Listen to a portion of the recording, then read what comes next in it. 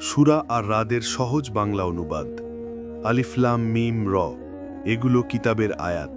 আপনার পালনকর্তার পক্ষ থেকে যা অবতীর্ণ হয়েছে তা সম্পূর্ণ সত্য, কিন্তু অধিকাংশ মানুষ তা বিশ্বাস করে না।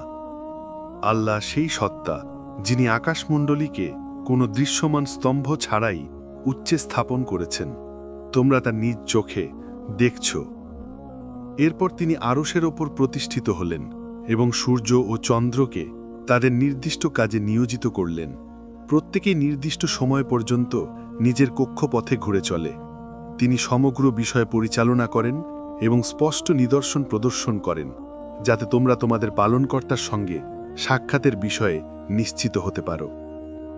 তিনিই পৃথিবীকে বিস্তৃত করেছেন, তাতে পাহাড় পর্বত ও নদ নদী স্থাপন করেছেন।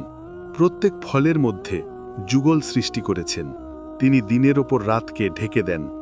যারা চিন্তা করে তাদের জন্য এতে রয়েছে স্পষ্ট নিদর্শন। পৃথিবীতে রয়েছে বিভিন্ন ধরনের শস্যক্ষেত্র, একটির পাশে অন্যটি সংলগ্ন। রয়েছে আঙ্গুরের বাগান, শস্যক্ষেত্র আর খেজুর গাছ। কিছু একই মূল থেকে জন্মায়, কিছু আলাদা। এদের সবাইকে একই পানি দিয়ে সেচ দেওয়া হয়, অথচ তিনি স্বাদে একটিকে আরেকটির চেয়ে উত্তম করেন। এতে বোধশক্তি সম্পন্ন মানুষের জন্য রয়েছে নিদর্শন। যদি আপনি বিস্ময়ে খোঁজেন, তবে তাদের সেই কথাই সবচেয়ে বিস্ময়কর, যখন তারা বলে, আমরা মাটি হয়ে যাওয়ার পরও কি আবার নতুনভাবে সৃষ্টি হব? এরা তাদের পালনকর্তার সত্য অস্বীকার করেছে। তাদের গলায় পড়বে লৌহ শৃঙ্খল এবং তারাই দোজখী, সেখানে তারা চিরকাল থাকবে। এরা আপনার কাছে মঙ্গলের পরিবর্তে দ্রুত অমঙ্গল কামনা করে, অথচ তাদের পূর্ববর্তী বহু জাতি শাস্তি ভোগ করেছে। আপনার পালনকর্তা মানুষের অবিচারের পরও তাদের ক্ষমা করেন, কিন্তু প্রয়োজনে তিনিই কঠিন শাস্তিদাতা। কাফেররা বলে, তার পালনকর্তার পক্ষ থেকে কোনো নিদর্শন তার উপর অবতীর্ণ হল না কেন? অথচ আপনার দায়িত্ব কেবল ভয় প্রদর্শন করা। প্রত্যেক সম্প্রদায়ের জন্যই একজন পথপ্রদর্শক পাঠানো হয়েছে। আল্লাহ জানেন প্রত্যেক নারীর গর্ভে কি আছে, গর্ভে কি সংকুচিত বা প্রসারিত হয়। তার কাছে প্রতিটি জিনিসের নির্দিষ্ট পরিমাণ রয়েছে। তিনি সব গোপন ও প্রকাশ্য বিষয় সম্পর্কে অবগত। তিনি মহান, উচ্চ মর্যাদাবান। তোমাদের মধ্যে কেউ গোপনে কথা বলুক বা প্রকাশ্যে কথা বলুক, রাতের অন্ধকারে আত্মগোপন করুক বা দিবালোকে চলাফেরা করুক, সবাই তার কাছে সমান। মানুষকে তার নির্দেশে পাহারা দেয় ফেরেশতারা, মানুষের সামনে ও পিছনে। আল্লাহ কোনো জাতির অবস্থা পরিবর্তন করেন না যতক্ষণ না তারা নিজেরা নিজেদের অবস্থা পরিবর্তন করে। আর আল্লাহ যখন কোনো জাতির উপর বিপদ পাঠানোর ইচ্ছা করেন, তখন কেউ তা প্রতিরোধ করতে পারে না। আর আল্লাহ ছাড়া তাদের কোনো সাহায্যকারী নেই। তিনিই তোমাদেরকে বিদ্যুৎ দেখান ভয় ও আশার সঞ্চার করার জন্য, এবং তিনিই সৃষ্টি করেন ঘন মেঘমালা। বজ্র তার প্রশংসা করে, ফেরেশতারাও ভয়ভক্তি সহ তার তাসবিহ করে। তিনি বজ্রপাত করেন এবং যাকে ইচ্ছা তা দিয়ে আঘাত করেন। তবুও মানুষ আল্লাহর সম্পর্কে বিতর্ক করে, অথচ তিনি পরাক্রমশালী। সত্য আহ্বান কেবল তার দিকেই, আর যাদেরকে তারা আল্লাহ ছাড়া ডাকে তারা কোনো সাড়া দিতে পারে না। তাদের অবস্থা সেই লোকের মতো যে দুই হাত পানির দিকে বাড়িয়ে দেয় যেন পানি মুখে পৌঁছে যায়, কিন্তু তা কখনোই পৌঁছে না। কাফেরদের সব আহ্বানই পথভ্রষ্টতা। নভমণ্ডল ও ভূমণ্ডলে সবকিছু আল্লাহকে সেজদা করে, ইচ্ছায় অথবা অনিচ্ছায়, আর তাদের প্রতিচ্ছবিও সকাল সন্ধ্যায় সেজদা বনত হয়। বলুন, নভমণ্ডল ও ভূমণ্ডলে পালনকর্তা কে? তারা বলবে আল্লাহ। তাহলে কি তোমরা আল্লাহ ছাড়া এমন অভিভাবক বানিয়েছ যারা নিজেদেরও উপকার বা অপকার করতে পারে না? বলুন, অন্ধ ও দৃষ্টি সম্পন্ন কি সমান? অন্ধকার আর আলো কি সমান?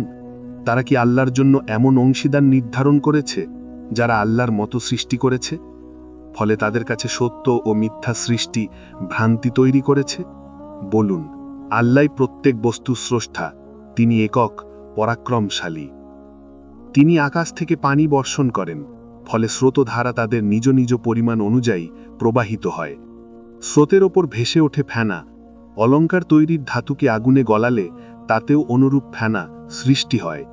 এভাবেই আল্লাহ সত্য ও অসত্যের দৃষ্টান্ত দেন। ফেনা শুকিয়ে বিলীন হয়ে যায়, আর যা মানুষের উপকারে আসে তা জমিনে স্থায়ী থাকে। আল্লাহ এভাবেই উদাহরণ বর্ণনা করেন। যারা তাদের পালনকর্তার নির্দেশ মান্য করে তাদের জন্য রয়েছে উত্তম প্রতিদান, আর যারা মানে না, যদি তাদের দুনিয়ার সবকিছু এবং তার সমপরিমাণ আরও কিছু থাকে, তবুও তারা তা মুক্তিপণ হিসেবে দিতে চাইবে, কিন্তু তাদের জন্য রয়েছে কঠিন হিসাব এবং জাহান্নাম। এটি কতই না নিকৃষ্ট স্থান। যে ব্যক্তি জানে যে আপনার প্রতি যা অবতীর্ণ হয়েছে তা সত্য, সে কি অন্ধের সমান হতে পারে? এরা সেই মানুষ যাদের রয়েছে বোধ শক্তি। তারা আল্লাহর প্রতিশ্রুতি পূরণ করে এবং অঙ্গীকার ভঙ্গ করে না। তারা বজায় রাখে সেই সম্পর্ক যা বজায় রাখতে আল্লাহ আদেশ করেছেন। তারা তাদের পালনকর্তাকে ভয় করে এবং কঠিন হিসাবের আশঙ্কা রাখে।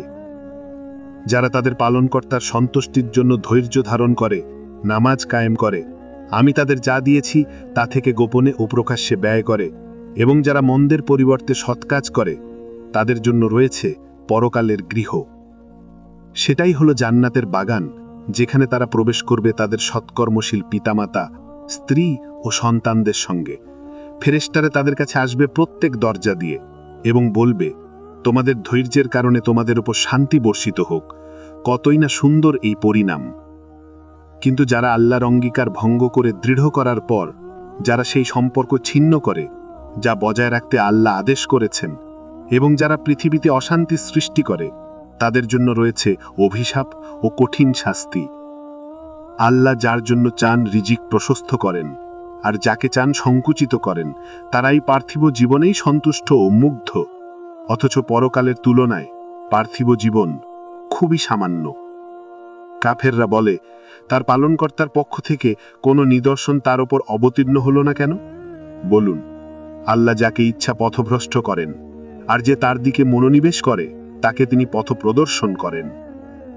যারা ঈমান স্থাপন করে এবং যাদের অন্তর আল্লাহর জিকিরে শান্ত হয়, জেনে রাখো, আল্লাহর জিকিরেই হৃদয়সমূহ শান্তি পায়।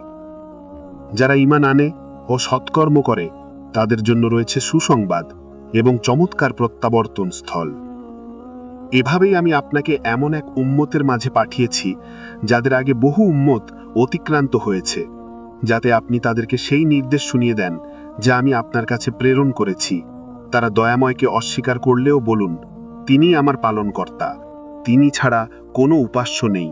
আমি তার ওপর ভরসা করেছি এবং তার দিকেই প্রত্যাবর্তন। যদি এমন কোনো কুরআন থাকতো যার মাধ্যমে পাহাড় চলতে শুরু করত, জমিন বিদীর্ণ হয়ে যেত বা মৃতরা কথা বলতো, তবুও সবকিছু আল্লাহর হাতে। ঈমানদারীরা কি জানে না, যদি তিনি চাইতেন তবে সবাইকে সঠিক পথ দেখাতেন? কাফেররা তাদের কৃতকর্মের কারণে অবিরাম আঘাত পেতেই থাকবে, অথবা তাদের গৃহের চারপাশে বিপর্যয় নেমে আসবে। এভাবে চলতে থাকবে যতক্ষণ না আল্লাহর প্রতিশ্রুতি পূর্ণ হয়। নিশ্চয় আল্লাহ প্রতিশ্রুতি ভঙ্গ করেন না। আপনার পূর্বে বহু রাসূলকে উপহাস করা হয়েছিল, তারপর আমি কাফেরদের কিছু সময় দিয়েছিলাম, তারপর তাদের পাকড়াও করেছি। আমার শাস্তি কেমন ছিল তা দেখুন। তারা কি দেখে না যে প্রত্যেকেই নিজ কৃতকর্মের ওপর দাঁড়িয়ে আছে? তারা আল্লাহর জন্য অংশীদার স্থির করেছে। বলুন, তাদের নাম বলো, বা এমন কিছু জানাও পৃথিবীর সম্পর্কে যা আল্লাহ জানেন না? না, বরং তাদের প্রতারণাই তাদের চোখে শোভিত করা হয়েছে, ফলে তারা সৎপথ থেকে দূরে সরে গেছে। আল্লাহ যাকে পথভ্রষ্ট করেন তার জন্য কোনো পথপ্রদর্শক নেই। দুনিয়ার জীবনেই তাদের জন্য শাস্তি রয়েছে, আর পরকালের শাস্তি অনেক বেশি কঠোর। আল্লাহর কবল থেকে তাদেরকে রক্ষা করার কেউ নেই।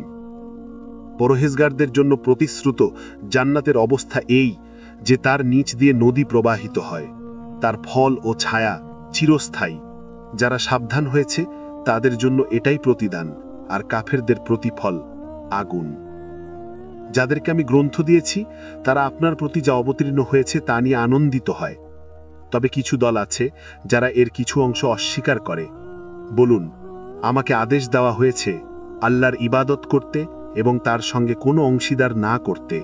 আমি তার দিকে আহ্বান জানাই এবং তার দিকেই প্রত্যাবর্তন। এভাবেই আমি এই কুরআনকে আরবি ভাষায় বিধান রূপে অবতীর্ণ করেছি।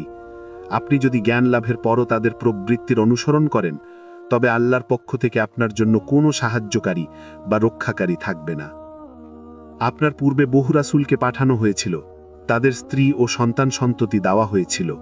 আল্লাহর অনুমতি ছাড়া কোনো রাসূলের পক্ষে কোনো নিদর্শন আনয়ন সম্ভব ছিল না। প্রত্যেক বিষয়ই নির্দিষ্ট সময় অনুযায়ী লিখিত আছে।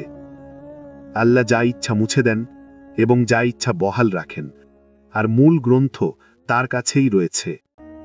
আমি যদি তাদের প্রতি প্রতিশ্রুত কিছু আপনাকে দেখাই বা আপনাকে উঠিয়ে নিই, তবে আপনার দায়িত্ব শুধু বার্তা পৌঁছে দেওয়া, আর হিসাব নেওয়া আমার দায়িত্ব। তারা কি দেখে না যে আমি কিভাবে তাদের ভূমিকে চারদিক থেকে সংকুচিত করছি? আল্লাহই নির্দেশ দেন, আর তার নির্দেশকে কেউ ব্যর্থ করতে পারে না। তিনিই দ্রুত হিসাব গ্রহণকারী। তাদের পূর্বের লোকেরাও চক্রান্ত করেছিল, কিন্তু সব চক্রান্তই আল্লাহর নিয়ন্ত্রণে। তিনি জানেন প্রত্যেকের কাজ, আর কাফেররা শীঘ্রই জেনে নেবে কার জন্য রয়েছে পরকালের গৃহ।